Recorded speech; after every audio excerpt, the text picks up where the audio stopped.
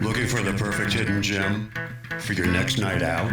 Welcome to Almost on the Lake, where the food is delicious. The service is top-notch.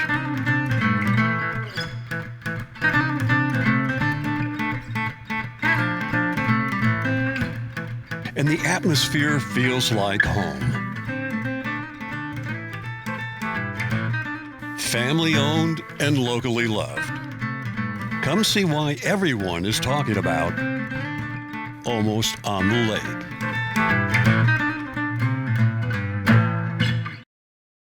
Closed captions for this episode of Life in Wilkes is brought to you by Deal Insurance Agency in Wilkesboro, an award-winning, experienced, family-owned and operated agency with service and coverage that goes above and beyond expectations. Join us on a captivating journey as we explore the charm, history, and vibrant culture of Wilkes County. Discover the hidden gems, inspiring stories, and remarkable people that make Wilkes a place worth knowing and celebrating. Join us now and experience the unique essence of life in Wilkes.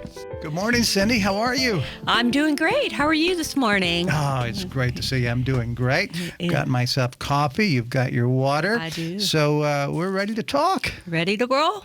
Yeah. You are the new president of the Wilkes Chamber of Commerce. Mm-hmm. Congratulations on that post. Well, thank you very much. It's an honor. Well, you have lots of reasons to be in that position. When I began to look at your history, I was like, well, she could do just about anything she wants to do because you've had such a diverse background, and it seems to me like all of it was deep thinking type work. You really look deep on things. Why don't we begin by sharing a bit of your story, of telling folks where you're from, and then we'll kind of walk through the early days and get you up to where you're the chamber president now. Sure. Well, as far as Wilkes County, I always like to tell people we moved to North Carolina in 2019. Mm-hmm. Of course, that was the height of real estate starting to take off, so it took us a while to find our place here in Wilkes. But we settled on a home up on Brushy Mountain. Nice. Actually love the community up there. It's amazing. And do you eat more apples now? I do. Than you used to? I just go down the road, right? Or on our property. We do have the old Stamen variety on our property. Nice. There used to be a full orchard up there. So learning a lot about fruit. Mm-hmm. And we are very blessed on our property to have a lot of variety of fruit.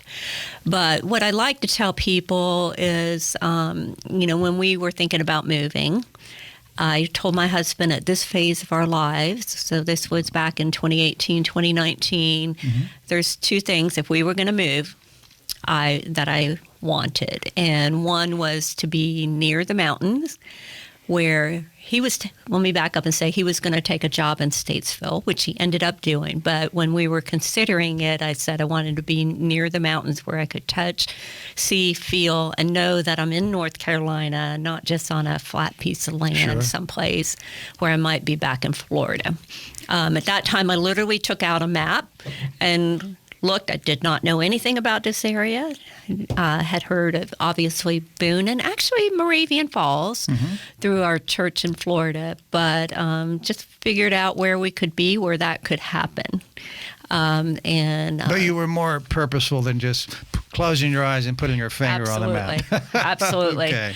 And then the other thing was I wanted to get involved in my community. Mm-hmm. And that was a little difficult in 2019, 2020 due to the whole pandemic, COVID. But eventually started purposefully making appointments and meeting people, which I can discuss later. Yeah, so then that's how it got started. So that's how you got here. Let's go back a little bit. Mm-hmm. We're definitely going to get back to here. But let's go back a little bit on your background, because as I was reading that list of accomplishments, and I'm like, well, first you were in Florida, right? Mm-hmm. Tell folks about where you were in Florida, and did you grow up there? I grew up from, I'm giving a date myself here, 1971, fifth grade, we moved to Florida, to the Central Florida area, Orlando area. So I went to basically middle school on up there, but then went away to college. Never really envisioned myself coming back. I love Florida. I love the beach especially. But the Kennedy Space Center was where I took my first job. So the professor that I did my master's thesis under out in Arizona, University of Arizona, Tucson, he was working at the Kennedy Space Center. Well, that was the first job that got my attention, because I'm like, wait a minute, that's pretty cool. She's doing things that affect people going into space, right? Mm-hmm. Yeah. What was that experience like for you? Obviously, you were on your educational journey already, right, and you had made decisions. But were you mindful of the fact that you were doing things in a field that the entire world is curious about? I don't know if I saw it exactly from that perspective. Probably good. Take you out of my field. As you know, we raised our family in that area. I was always amazed that people did not necessarily step out and see a shuttle launch. Mm-hmm. That thought ran through my head. Do you realize this is the only place in the world where this happens?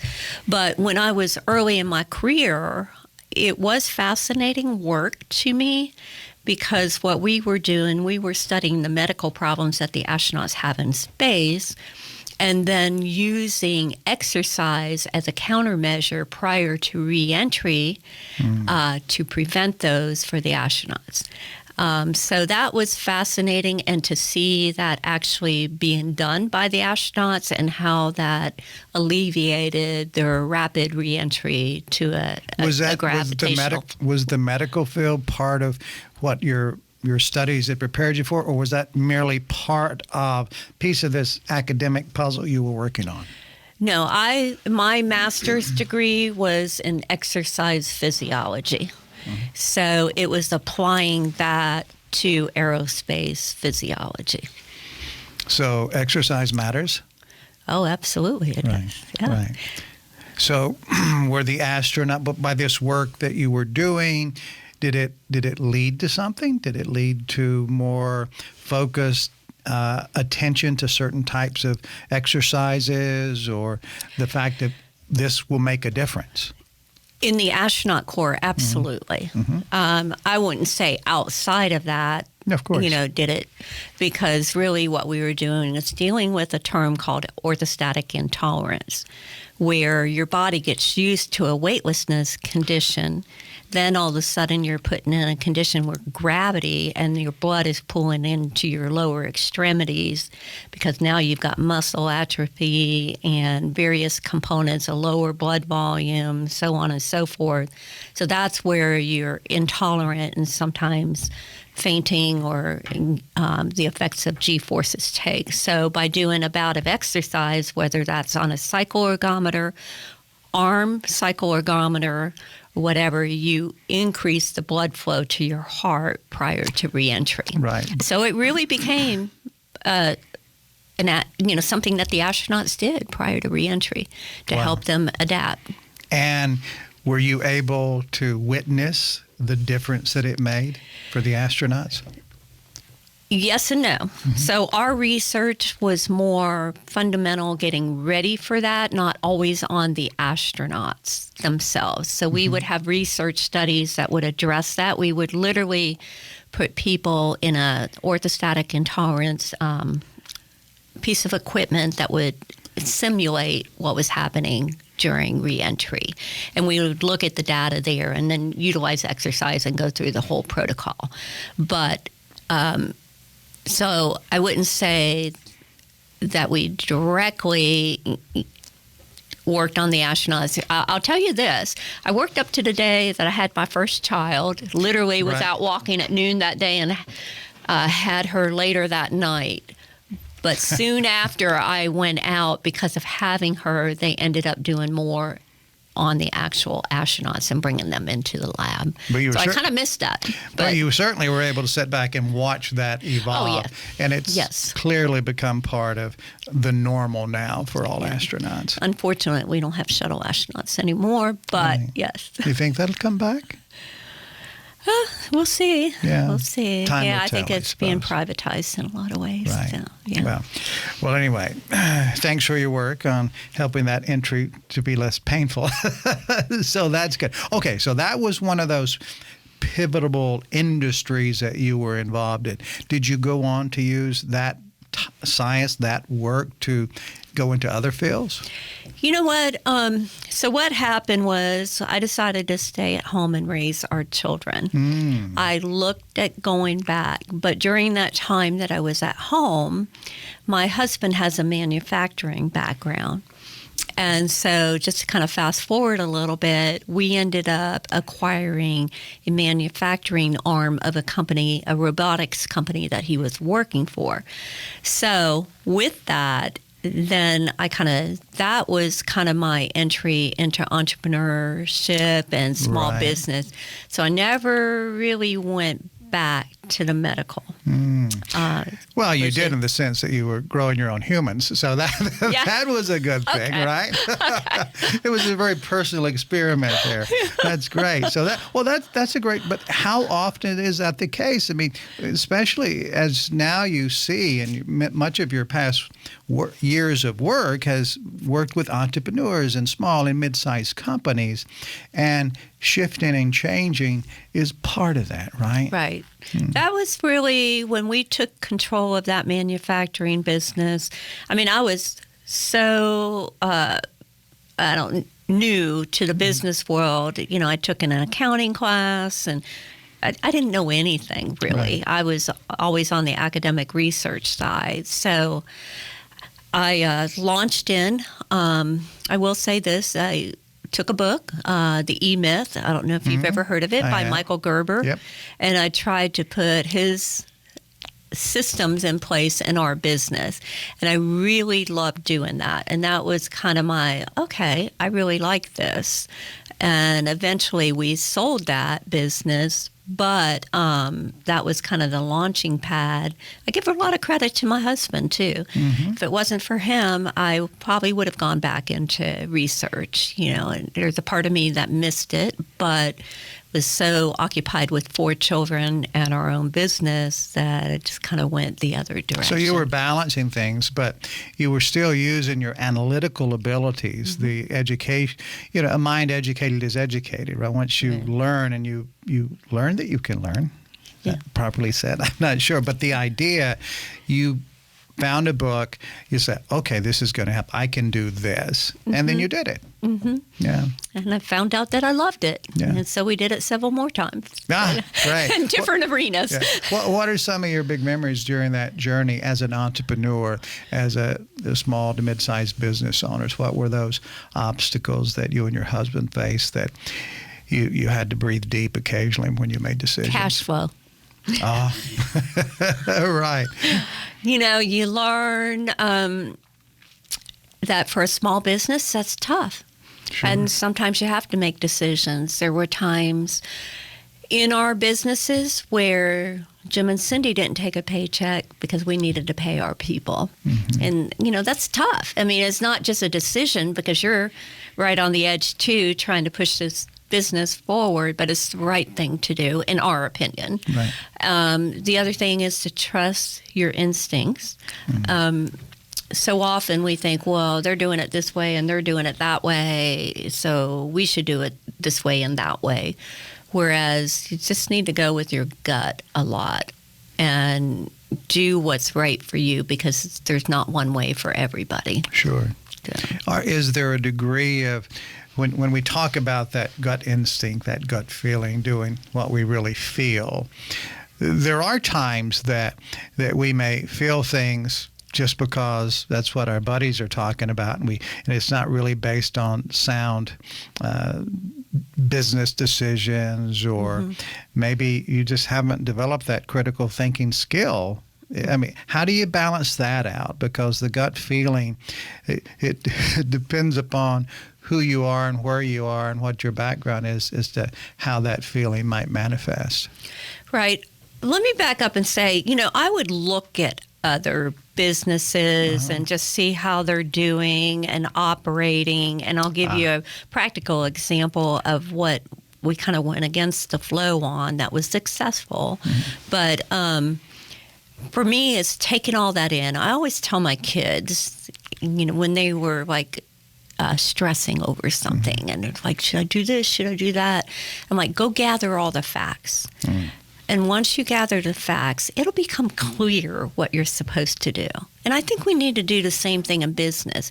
It's okay to look at this business and look at that business. Go gather all your facts and then get quiet, because it'll become clear what you're to do. It may be a little piece of that one and a little piece of this one, or something totally different. But the model that you're talking about does include gathering all the facts. Absolutely. Right. I think that's important. You got to know whether they're true competitors or not, whether they're just somebody out in the marketplace. I always tried to go outside of our market too. Just because we're in X market, we don't need to just look at everybody who's in X market. Let's go out here in this other arena and see how they're doing it, and see if we can bring that tool, if you want to call it that, back to what we're doing. So with all your background and the experiences, and we're going to talk about a few more of those, but just to kind of weave together the past and the current. So when we talk about that idea of looking at the competition, things have changed dramatically in a lot of areas. Marketing is different. Technology is different. When we have updates in the edit bay, with our Apple products or PC products, they're usually components that we utilize that come from other people. Right. And they don't always talk. So we have a decision. There's usually grunting and things are said into the ether.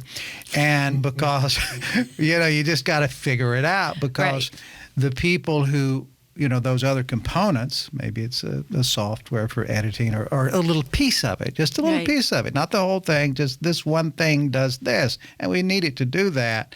But when those changes are made, not everybody's looped in. Apple's like, hey, 3,000 people who make things that work with our product, we're not telling you what we're updating, so you can, work with us on that.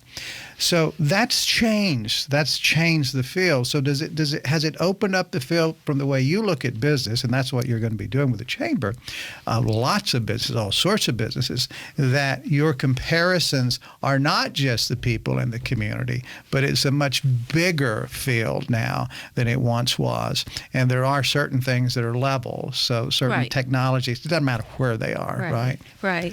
I've already challenged our staff, our team, to look outside of the chamber world, to just grow our chamber. We don't have to do what every other chamber is doing. And, a lot of times even the websites look the same, right? So I'm trying to apply that even in the chamber world. I want to go back and give you an example that I was thinking of when I was talking about it. My husband and I did a webinar series back in 2013. Okay. And so the only technology back then, there wasn't Zoom for sure. Right. I think the only one might have been GoToMeetings and Google something another, which is what we ended up doing. We had an IT guy. So what we wanted to do was we wanted to bring in gurus, experts on the various topics, and we wanted to host it twice a week. And people said, you can't do that. It's just too much. And the platforms that were available wouldn't host, honestly, I forget right now, but wouldn't accommodate the numbers, right? Yeah. And actually, we did crash the system because we had one speaker that drew in 8,000 people. But more than that, afterwards, we wanted to do so they would record their segment on whatever their topic was and give it to us. We would be live as hosts. But then after their recorded segment was done, we brought that expert on for live question and answers. So they said, you can't do that. There's no way. Our technology guy went above and beyond, and we made that happen. And I think the biggest thing was that twice a week, people said you couldn't do it because you got to market it. And it was a lot of marketing that whole week, or, we did it for 12 weeks. So it was like a series. But it was very successful, and I'm so glad that we did it. And the biggest compliment that I ever got was one of our listeners said, I loved it. I felt like I was going to college every week, and I sat in a class. And I thought, if we had just done it like everybody else had done it, I don't know if he would have gotten that. No, that's right. And I felt like we touched lives, but we kind of had to break the mold a little bit. Was that a moment in your business model as well, and the way you and your husband thought about the future moving forward? Was that creating that product, seeing people respond, and of course everything is leads, marketing, all that kind of goes together. But was that so important in that journey in your careers there that it become the success of that formed how you move forward? Because then you had some of your own real data about something that worked in a time where it was complicated. Right. Yes. So it did. Absolutely. And I still think there are moments in my career. In fact, I'm getting ready to put something together. I've got to give a little talk someplace. And I don't want to focus on me, but there were aha moments throughout my career. Like you said, I don't have 20 years of any one thing. I have an array, and I used to think that was a negative. But I had a wise woman say one time, she was actually a mentor to me. At one time, she was the most powerful woman in Washington, just from a lobby perspective. So I really listened when she spoke. And she said, no, that is exactly what I want, because it shows that you can pivot, adjust, and move in different arenas. So I've learned to embrace that, but I'm looking to put, for this little talk that I have to do, those aha moments along the road that are business, maybe interpersonal aha moments, like, okay, this happened, but this is really what the takeaway is, even, 10 years later or whatever. So I think those are powerful, and I want to put it down for myself. Sure.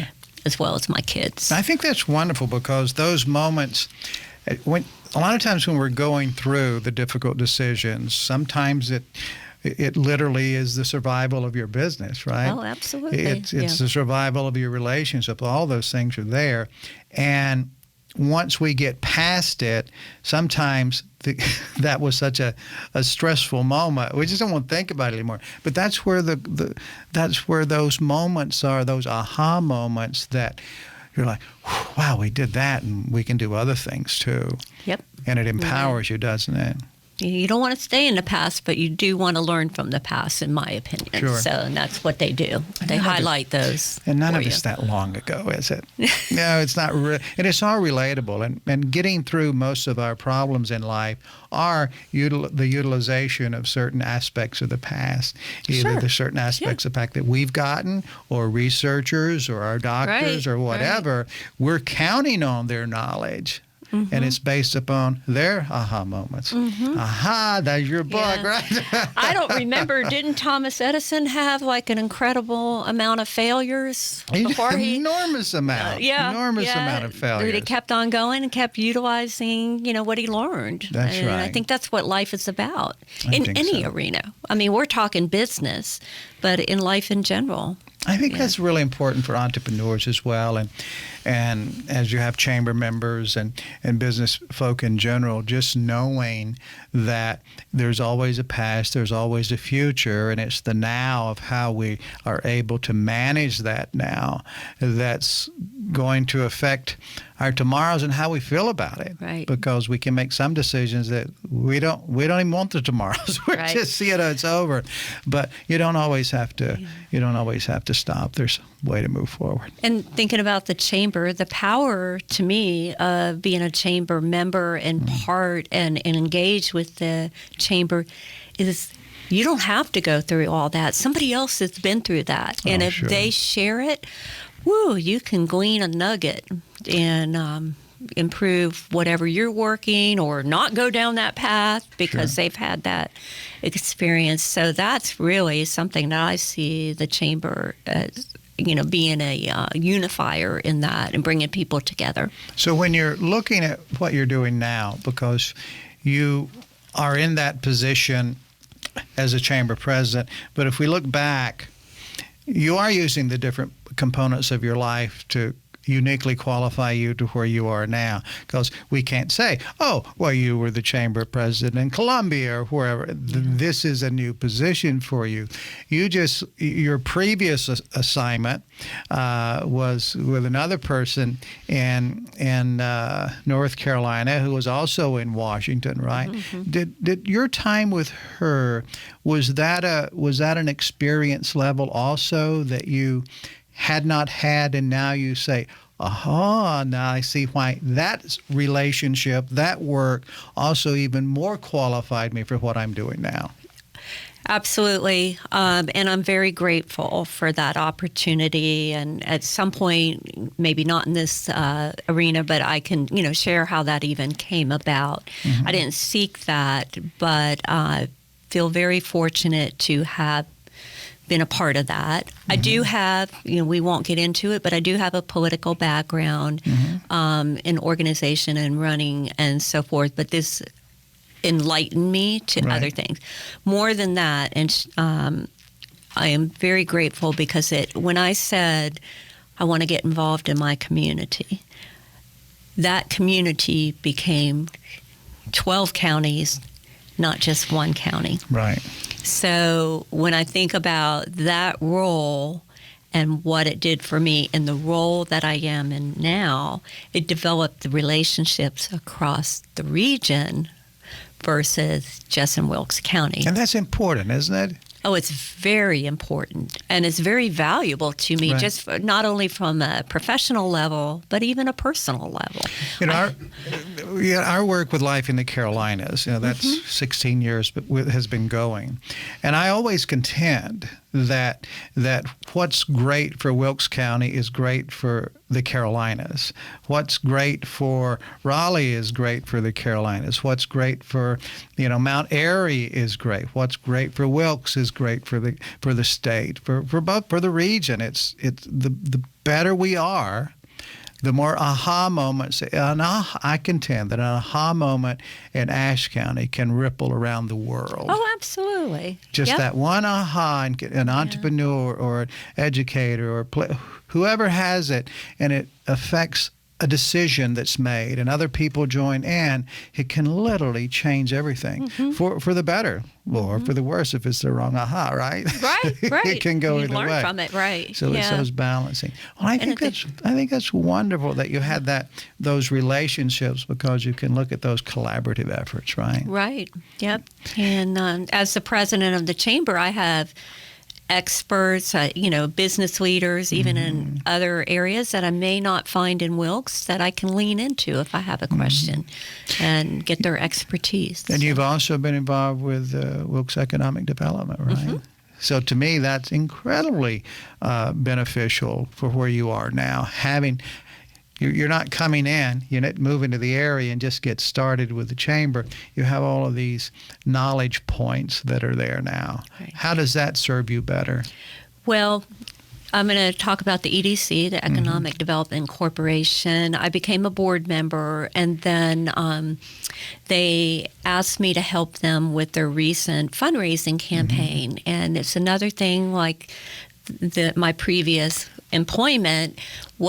What it did for me is it put me in touch with a lot of the business leaders here, founders of businesses and so forth.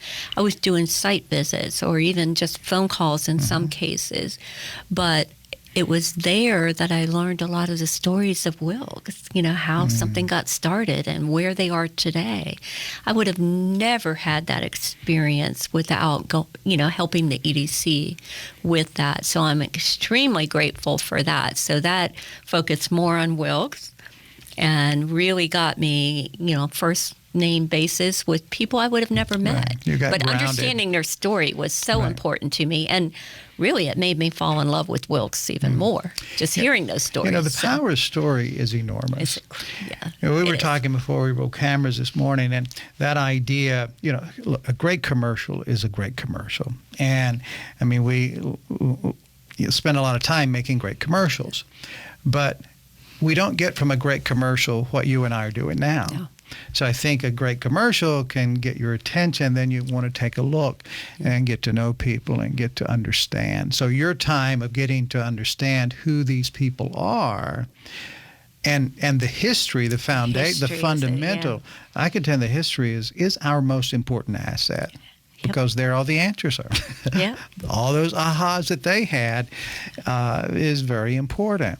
So that's wonderful. Do you feel? I feel blessed. Yeah, that's I'll what fill I'm in the say. blank for you. I was going to say, wait a minute, because it really is a unique thought process that you have now. So you've got people on the board. You've got members that have already, you're in for a month or so now. Are they excited about this as well? Are you feeling the energy go both ways at this early onset? I felt it at our first executive committee. I've only had one board meeting, Right. and it was the executive committee. And I felt it. I haven't asked anybody else Right. if they felt it, but I hope they did. Mm-hmm. Yes, I feel, I felt a little bit, I'm down in the trenches, still just learning the inner workings, if you will, but I'm excited when I can get The high up level. here. Right. And, kind of get the infrastructure behind me, or at least an understanding of it, so I can break through and, really get some energy going. But yes. Right. That's exciting. Yeah. That's exciting. What else in your past history, that journey? You have military folk in your family. I So do. patriotism is incredibly important to the Yes. Carolinas and Wilkes County. Why don't you talk about that for a moment? Sure. Well, I am an Army veteran, and then today I'll talk about all my kids real quick. Right. Yep. We have 4 children. We have a daughter. She and her husband and 2 grandchildren live in Florida. Then our oldest son, is a Marine captain, a captain in the Marine Corps, and he flies the Huey helicopters. Nice. And then our middle son, he's over in Japan for at least 2 more years, maybe 4 more years. But he works for the Navy, but he's not in the Navy. And you can tell because he has longer hair. Right. That's the only difference, though, right? He's a nuclear engineer, so he works with the nuclear components on a naval base over in Japan. And then our youngest is a captain in the Air Force, and he flies the F-35. So we've got, my daughter, no connection to the military Right, whatsoever, right. doesn't want to except to Right. support her brothers. But Nice. So that's, is that important to you, having that type of, you grew these people, you've done this, you and your husband have instilled things in them, and now they're going on to do this. So when you guys are out to dinner and just the two of you and you're talking about family, I mean, how's that conversation going? Well, I'm going to use the word blessed again, incredibly blessed with our children. Not only what they're doing in their careers, they're all happy in their chosen careers. And it's great to see them excel and live out, what they wanted to do. But I think the bigger thing that makes my heart sing is that my kids all love each other. Ah. They're supportive of each other. When my daughter has become home base for everyone in Florida, since we're not there, and we used to be 30 minutes from Right. her, she serves as home base. So my boys, they like to touch home base every once in a while. Right. So my daughter has not only stepped up to fill that, but it makes my heart sing to see that my boys want that too. So that's Nice. We're just incredibly blessed. Nice. So you've had these experiences, extremely diverse. You have a strong family system. Everybody's loving each other, which I think you're right. That's like the biggest gift of all, isn't it? And because even let's say you are here, but you don't have that.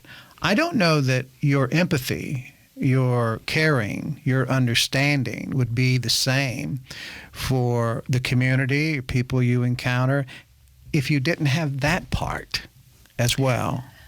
It's hard for me to take myself there and think about that, but you're probably right. Yeah. You know, if we bring it, this is a little bit off on that, but I was thinking of this recently. My daughter sent a photo out in our little family text of her 2 children standing at the trash can shredding papers, business papers. And she said something along the line, remind you of old times. And what it was we had our kids involved in our businesses way back then. And I think that instilled a lot in them that allowed them to be where they are today. Sure. I used to say, you know, our boys especially, it's a whole nother business type that we haven't talked about, but they would run crews for us in a real estate world. And every night at dinner, they would hear my husband and I talk. So they knew what was good, what was bad, what was, you know, and that instilled a lot in them. But yes, I think, back to your empathy, yes, I think, yeah. I know that's a difficult thing to kind of break down. The way I ask it, because it does force us to have a little introspective moment and think about what it would be like without that. Well, you don't ever want to have it not without that. I don't know that you could fully explain that, but you know what it is when you do have it. Right. You do know how we behave when, not behave as in you have to act a certain way, but just how we conduct our lives when we have love and compassion in our lives and we care about people and people care about us. There's a lot of power to that. I think the thing for me at this point is to pass that along. You know, if I'm able to reach a young family that's just starting a business and be able to share, you know, how we operated as a family, it's tough when you own your own business and get the kids involved, but you see the work ethic developed and so forth. So instead of trying to think, what if I didn't have it? I'd rather reframe it and go, how can I give it to somebody else? Sure. I don't know if that. No. I mean, it wasn't necessarily an easy question, but I think it's relevant to the business world because a lot of families, husband and wife teams, will start something, and the business doesn't work, and it becomes something that separates them rather than let's get through this through thick and thin together. Sometimes when it gets thin, that doesn't happen. But it can happen. Right. You know, there is so being able to, you know, assist those. I'm not saying you're going to be anyone's counselor, but you do have those experiences, and you can maybe as a chamber leader bring a little, levity in a really bad moment too would be a good thing. Yeah. But just some very practical things. Hey, you know, just hold on a few more months. You know. Yeah. I don't know what you would say, but get your kids involved. Yeah. Oh, there you go. There you go. If you can't get them involved in the business, send them out to mow the lawn so you're not doing it. Yeah. There you go. There you go. That works. Yeah, that's a good thing. It is all hard work, though, right? I mean, there's this idea. I mean, there are some people who just stumble upon something and it's just a huge success. You know, somebody does a code, and next thing you know, they're very wealthy. Not as much of that now as there used to be, since everybody does that, and even AI's doing that for people now. So it's a different world. But as you know, that's a good talking point for us as we look at our advancements, in business and in the Chamber of Commerce and our National Chamber of Commerce, all of these folks who are working together to help promote business growth. There are concerns about technology and its advancements now and what's going on. But as a chamber, you're dealing with the people, right? And there's a lot of concern and maybe worry if someone, let's say they're in the marketing sector or creative sector. Well, wait a minute, there are technologies that are taking all that away. But what do you say to someone about the power of the human thing that's done? Maybe you blend things, but still yet having that human leadership, the decision making, the empathy, the compassion, the drive. It's different when it's human and when it's not. We just had a session on the humanity of AI, which was interesting in itself, and it was fascinating, right? and let me see if I can say it like he said it, people are worried that AI is going to take their job. And he said, no, what's going to take your jobs are the people that know how to use AI. Right. But the humanity thing, let's go back to the pandemic and COVID. I think one of the big lessons out of that is how much we needed relationships. Sure. Everybody was isolated, and people were yearning to get back to large groups, small groups, conferences, whatever it was at the time. That shows, as humans, we need that human-to-human I think that interaction. I think that's how God made us. Sure. He made us very relational. Right. And so if you take that away with technology, we can get off on how maybe our youth aren't getting enough of human-to-human because of technology. But I think relationally, human-wise, we need each other. And I think that comes out. Let me take it back to the chamber, just in our leads group. And honestly, I had never been to one until I became president. And, my other former position didn't allow me to be there. Right. But I'm like, wow, this is relational. This is where it happens.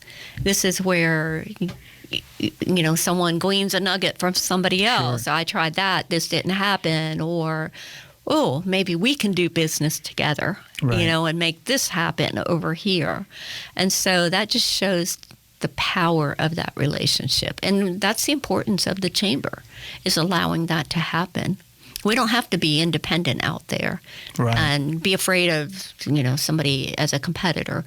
I think we're better when we pull our minds together and brainstorm or just collaborate. It's how our nation was built. It's how many nations were built. It was in people collaborating together. I mean, there's always that idea that there are certain leaders that do certain things. Sure. But those things are done by everybody else. Sure. You just might be one of the leaders, or you might be one of the sub-leaders, right. But you're part of the community. You're right.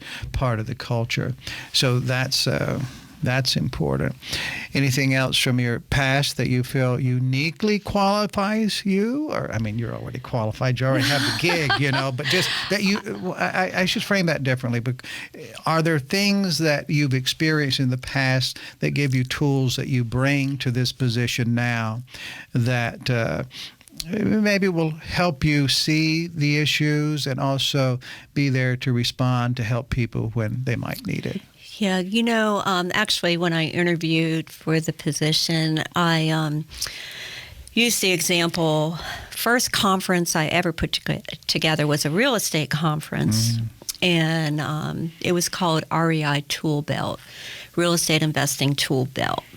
And I feel like since that time, all my different, not 20 years, I always say my resume is 1 inch deep on a lot of different right, things, right.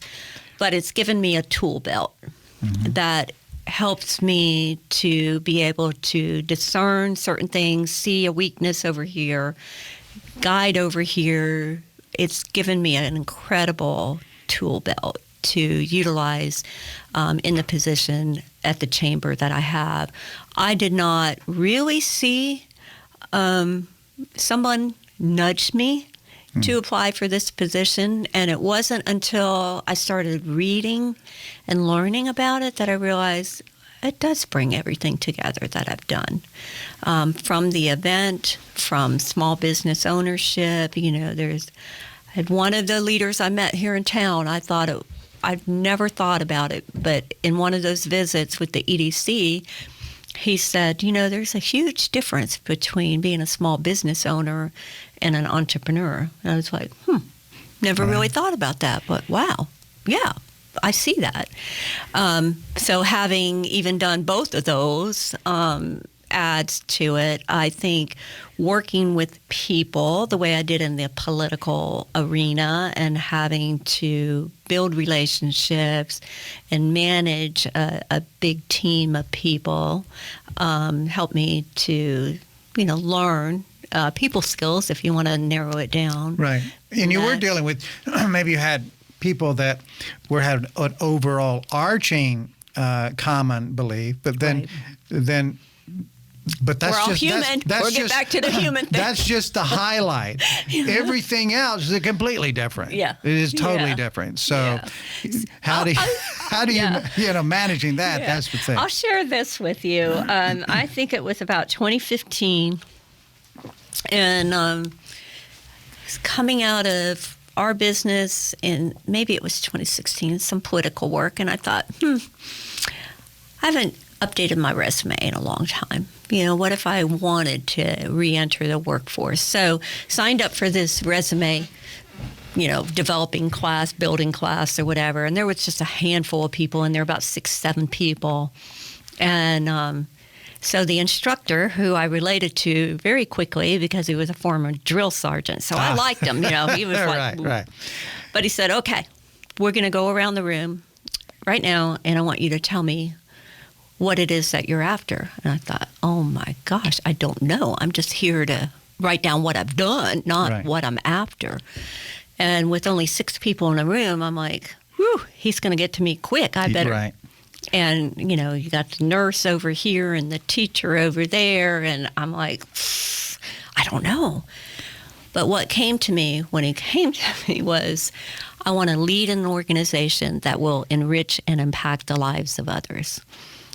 And I was like, it just came out of nowhere. And I've held on to that as my personal mission statement. Nice. And now when I reflect back on where I am, I'm like, wow, okay. Did it make you feel good? Yeah. I mean, you weren't copying the other 5 guys, were you? The other 5 people in the room? Oh, no. No, they were saying different things. Oh, they were, specific Very job specific. title. And you had this broad thing, kind of like Gandhi or something. You're like, wait a minute, that's pretty big. He didn't make you bullet point. I didn't have time to think it up. It just came out. Right. So I just grasped onto that. Right. And, for a while, I'm like, okay, that's it. But am I doing it? And you can almost apply that to anything that you do. Sure. But I knew that a lot of what I was doing wasn't meeting that, if you know what I mean. Just internally, I knew that. So since that moment of doing that resume, have you gone through that process of like, okay, now I really think that was right. It came from nowhere, and I feel good about it. Have you started doing your bullet points on what those things actually are? Those things that you're able to, based upon your experience, they're assets that you have from a knowledge point. You've got this bit of knowledge, that bit of knowledge. So you, as you said, you have a lot of things that you're a little, this deep on. Then you got some you're this deep on, right? As it would be with anyone. But those little pieces are the ones that'll help you serve a large swath of people of all different backgrounds, right? So I did a lot of searching, internal examination. I actually did some coaching with a gentleman out of Australia because I was like, I've got this, but what, to kind of write it down, what is it? And that whole journey was very good in itself. There's an amazing book out there called U Squared. I won't get into it right now. Are you familiar with it? I am. All right. A lot of books on the shelf. I haven't read them all, but I've read some of them. Well, this is like 30 pages, right? Yeah. So it's an amazing book that just... Price Pritchard is the author, But that was what the coaching was based on. So I did a lot of self-examination, journaling to try and find that. And still, like, I'm not sure. Is it something that I need to start? Is it something that, when it came out to lead, well, maybe I'm not supposed to lead. You start backing down. Maybe I'm just supposed to be a part of it. But I think when I look at where I am now, this is where I'm supposed to be. Right. And all my background is just be an asset, tools in my tool belt to pull out. Yeah, that's great. Well, you figured it out. I mean, that's it. And I think there's a common exercise that leaders will go through. And if they're honest with themselves, and occasionally we need to go through and do this self-evaluation and determine, can I can I really tell somebody what they should or should not do? And then you break it down, and in that breaking it down, you say, oh, well, that is good advice, or that is a good idea. Yeah. Or, we decide, okay, we're now going to have long-form content. Is that a good idea? And I started looking at what I enjoyed to watch, the stories I enjoyed to hear. I said, well, I like that, and millions of other people are liking that, so that's okay. Yeah. That's okay. So, wow, what an amazing thing. So from Florida to the Carolinas, you found your little part of the Carolinas to make your home. So you and your husband. We love it here. Are in a great place. Yep. We love our friends at the Brushy Mountains. We know a lot of farmers up there, and the firefighters. Have you met the firefighters yet? Yes, I am part of the Women's Ladies Auxiliary, and that's a special story in itself if you wanted to cover it, but how I became involved. Did you have to make apple pies? Was that part of it? I sold apple pies. Right, at the festival? Did you do the apple festival? Oh, yeah. Well, I had no idea. I mean, it's boom, boom, boom, boom, boom, boom, boom. You don't sit down. Yeah, boom, boom, boom. They're sold. That's how I first met those guys years and years ago. We were up doing a Piece for Life in the Carolinas on the Brushy Mountain Apple Festival. Okay. And I heard that guy ringing that bell. I said, the camera guy said, hey, let's go see what that's about. And then they were hot apple pie. You know how they do it. Yeah. So, and I interacted with him, and then we've done that several times since then.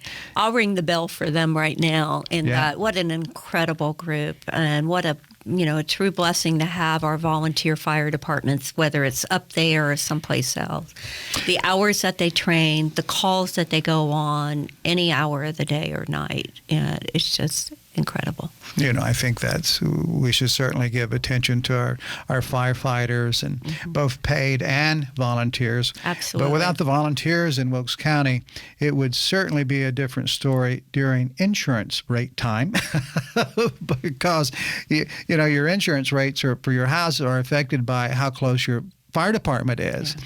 So these fire departments are very important, and I can't imagine people on the Brushy Mountains waiting for a truck from down the mountain to get up to them if something were to go wrong. But you're right. All of them contribute greatly to our community, and it's just the volunteers can get there quickly and kind of manage the situation until the county EMS or city, I guess, could get there. So I'm not going to ask you a detailed list of everything that's going to happen in 2025 because you're new on your post, but just in a broad scope for the chamber aspect, what do you have on the horizon this year for the Wilkes Chamber of Commerce?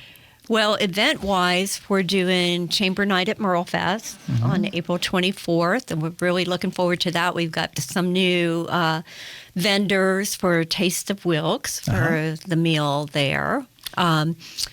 Prior to that, let me just go through chronologically what we have on the calendar right now. We have Leanne Nixon from the Economic Development Corporation speaking at our Women in Leadership, and she's doing, her title is, Do You Know Your Why? So that's going to be an exciting thing to hear from her and how she found her why and how it relates to her professional life. Yeah, Leanne's great. Yeah. And then on April 17th, I'm real excited. We're having our government affairs session event. We're bringing in Jake Parker, who is the general counsel for the North Carolina Farm Bureau. So looking forward to hearing from him on all the issues facing our agricultural community here. And then there'll be MerleFest in April. And then we are hosting in September. We're hoping it's the first big Wilkes tournament out at the new Sporting Clays facility. Oh, sure. Hidden Brook. Oh, yeah. Great people. Yep. And so that's going to be a chamber fundraiser that we're doing in September. And of course, there's other things on, but those are the top highlights. Those are your big things. Yes. And I think when you and I first chatted, I stopped in your office, and I said, "So you're gonna direct the Christmas parade this year because your past president, your predecessor, that's certainly project that she took on. So I assume We'll be doing that. the chamber will be doing it. And you told me you had a little conflict between Florida for Christmas and here and Well, family. no, that's the parade is held on the weekend of my dad's birthday, and he'll be 94 this year. But I plan to be there, and we're doing the Apple Festival too. I don't know if people know that the chamber does the T-shirts for the Apple Festival, Right.